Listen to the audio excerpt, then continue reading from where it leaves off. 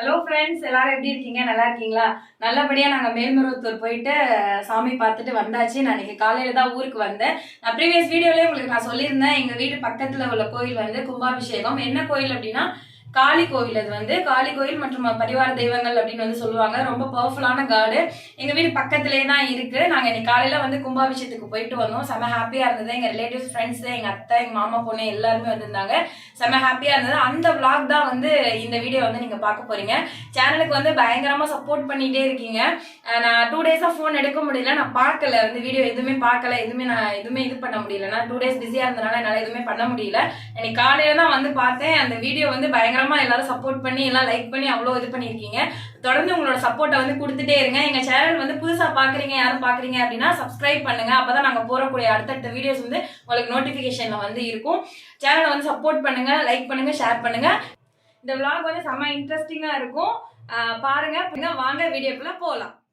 இதான் அந்த காளியம்மன் கோயிலோட என்ட்ரன்ஸு.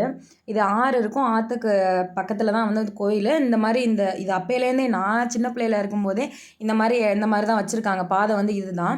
இவங்க என்னடா எல்லாரும் கல்யாணத்துக்கு வர மாதிரி தட்டு எடுத்துகிட்டு வராங்களே அப்படின்னு நீங்கள் நினைப்பீங்க. இதெல்லாம் வந்து இந்த ஊர் பிறந்த மக, அதாவது வந்து இங்கே பிறந்து வெளியில் கல்யாணம் பண்ணிட்டு போனவங்க, இவங்க தான் வந்து தட்டு எடுத்துகிட்டு வரணும் அப்படிங்கிற ஒரு ப்ராசஸ் வந்து இங்கே இருக்குது. ஸோ அவங்கெல்லாம் வந்து தட்டு எடுத்துகிட்டு வந்துட்டுருக்காங்க. எங்கள் ஊரே பார்த்திங்கன்னா ஃபுல்லாக வந்து பச்சை பசேல்னு தான் இருக்கும். ஃபுல்லாகவே நான் அதை தனி விலாகை நான் எடுத்து போடுறேன். எங்கள் வீடு பக்கத்தில் இதில் எப்படி இருக்கும் அப்படிங்கிறத நான் தனியாக ஒரு விலாக் வந்து போடுறேன். இதுதான் அவங்க கொண்டு வந்த தட்டு ஜாமான். நான் முடிஞ்ச வரை நான் கவர் பண்ணியிருக்கேன், பாருங்கள்.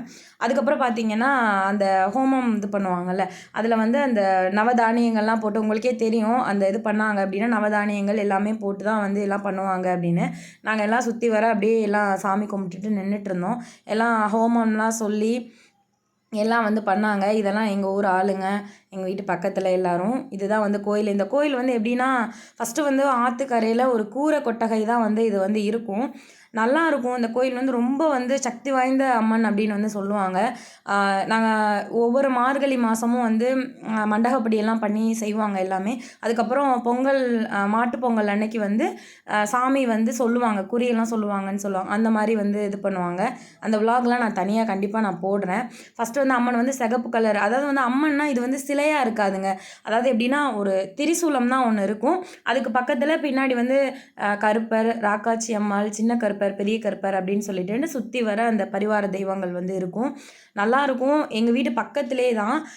ரொம்ப ஊருக்கு போகும்போது வரும்போது எல்லாமே நாங்கள் வந்து அந்த சைடு அறந்தாங்கெல்லாம் நாங்கள் போகும்போது அங்கே நின்று நாங்கள் எப்படி பேராவூரணி போகும்போது இங்கே நாங்கள் அந்த ஐயனார் கோயிலில் எப்படி சாமி கும்பிட்டுட்டு போகிறோமோ அதே மாதிரி அறந்தாங்கி போனோம் அப்படின்னா அங்கே போயிட்டு ஒரு 2 மினிட்ஸ் நின்று சாமி கும்பிட்டுட்டு தான் போவோம். எங்கள் ஊர் எப்படி பார்த்தீங்கன்னா, எங்கள் ஊர் எந்த சைடு போனாலும் ஒவ்வொரு கோயில் இருக்குங்க. அது எல்லாமே அந்த கோயிலெலாம் வந்து அங்கே போகாமல் எப்போதுமே நாங்கள் வந்து பண்ண மாட்டோம். எப்போதுமே எங்கே போனாலுமே நாங்கள் வந்து கோயில் போயிட்டு தான் இது பண்ணுவோம். இவங்கெல்லாம் வந்து கோயில், அந்த கோயில் வந்து அவங்களோட தான். அந்த கோயிலுக்கு வந்து அடிமைப்பட்டவங்கன்னு சொல்லுவாங்கள்ல, அந்த மாதிரி தான். இவங்ககிட்ட தான் அந்த கும்பம் இதெல்லாம் கொடுத்து அந்த ஹோமம் பண்ணி முடிச்சுட்டு அதுக்கப்புறம் அந்த பரிவார தெய்வங்களுக்கு எல்லாம் போயிட்டு தீர்த்தம் இது பண்ணுவாங்கள்ல, அந்த இதுதான் நடந்துகிட்ருக்கு. ஐயர் ஹோமம் சொல்கிறது இது எல்லாமே நான் உங்களுக்கு முடிஞ்ச வரையும் நான் கவர் பண்ணி நான் போட்டிருக்கேன், வீடியோ வந்து போட்டிருக்கேன். நீங்கள் வந்து பாருங்கள், நல்லாயிருக்கும்.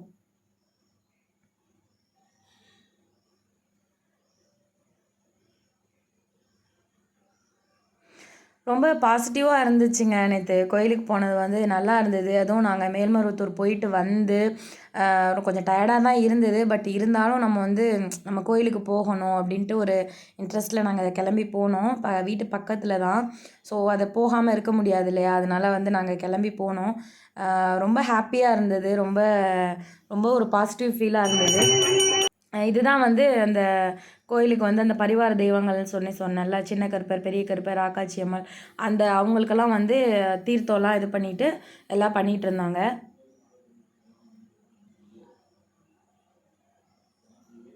ரொம்ப கூட்டமாக இருந்ததுங்க. அதனால தான் வந்து எங்களால் உள்ளே போயிட்டு என்னால் ரொம்ப இது பண்ணி க்ளோஸ்அப்பில் எடுக்க முடியல. இதுதான் வந்து அந்த அம்மன், காளியம்மன். ரொம்ப வந்து சக்தி வாய்ந்த தெய்வங்க. சூப்பராக அலங்காரம் பண்ணியிருந்தாங்க நேற்று. ரெட் கலர் சாரீ கட்டி அப்படியே அந்த ஒரு அம்மன் உட்கார்ந்துருக்க மாதிரியே இருந்தது. அதுக்கப்புறம் இதெல்லாம் முடித்ததுக்கப்புறம் தீர்த்தம் எல்லாருக்கும் கொடுத்தாங்க. அந்த தண்ணி எடுத்து தொளிப்பாங்கள்ல, அந்த மாதிரி எல்லாம் தெளிச்சிட்டு இருந்தாங்க.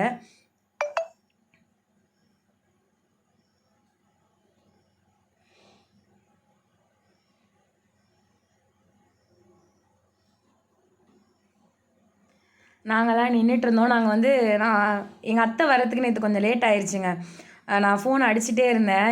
எங்கத்த இருக்கீங்க எங்கத்த இருக்கீங்க அப்படின்ட்டு இருந்தேன். ஏன்னா நாங்கள் எல்லாருமே போனோன்னா எல்லாம் நாங்கள் ஒன்றா தான் போவோம். எங்கள் குரூப் வந்து எப்போதுமே ஒன்றா தான் இருக்கும். அதுக்கப்புறம் இதெல்லாம் முடிச்சதுக்கப்புறம் பார்த்தீங்கன்னா நாங்கள் போயிட்டு அதுக்கப்புறம் பாருங்களேன், ஃபஸ்ட்டு வந்து ரெட் கலர் சாரீ கட்டியிருந்தாங்க. இப்போ வந்து க்ரீன் கலர் சாரீ கட்டி அலங்காரம் பண்ணி நான் எங்கள் அத்தை எல்லோரும் நாங்கள் போயிட்டு சாமி கும்பிட்டோம். ஏன்னா நாங்கள்லாம் ஒரு குரூப்பு.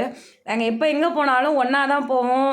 எல்லாமே செம்ம வைபாக இருக்கும். செம்மையாக கிண்டல் பண்ணிவிட்டு ஜாலியாக செம்மையாக இருக்கும். எங்கள் அத்தை வரல, எங்கள் அத்தை எங்கள் மாமா பொண்ணெல்லாம் வரலன்னா எனக்கு அந்த நாளே ஓடவே ஓடாது. ரொம்ப அப்படியே ஒரு மாதிரி போராக இருக்கும். மோஸ்ட்லி நாங்கள் எல்லாருமே ஒன்றா தான் எங்கே போகிறா இருந்தாலும் நாங்கள் எல்லாருமே ஒன்றா தான் போவோம். செம்ம ஹாப்பியாக இருக்கும். நாங்கள் போய் உட்காந்தாலே அந்த இடம் செம்ம கலகலன்னு இருக்குங்க. நாங்கள் கொஞ்சம் கூட அந்த இதுவே காட்டிக்க மாட்டோம். செம்மையாக ஜாலியாக என்ஜாய் பண்ணிவிட்டு வம்பிழுத்துட்டு கலாய்ச்சிக்கிட்டு செம்ம ஜாலியாக இருக்கும்.